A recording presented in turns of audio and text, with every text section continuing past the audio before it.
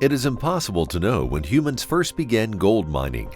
However, archaeologists have gold evidence dating all the way back to 4200 BC, indicating that gold mining could be at least 7,000 years old.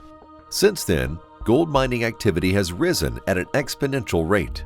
The World Gold Council estimates 190,040 tons of gold have been mined throughout history. To put that into perspective, around 3,531 tons were mined in 2019, which was the biggest decline in mining since 2008. Today, mined gold is distributed among several industries. Jewelry, asset diversification, and electronics are several common uses for gold. Mining is extremely capital intensive, and today around 60% of the world's mining operations are surface mines, while the rest are underground.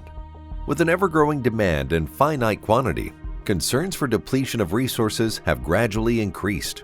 The World Gold Council estimates that there are 54,000 tons of below-ground gold reserves waiting to be mined. Based on these figures, there is about 20% of gold still to be mined, but new technologies and discoveries make this a moving target. Call the number on your screen if you'd like to learn more about precious metals or their place in your portfolio. Check out the Did You Know playlist on our YouTube page to see more interesting videos about gold.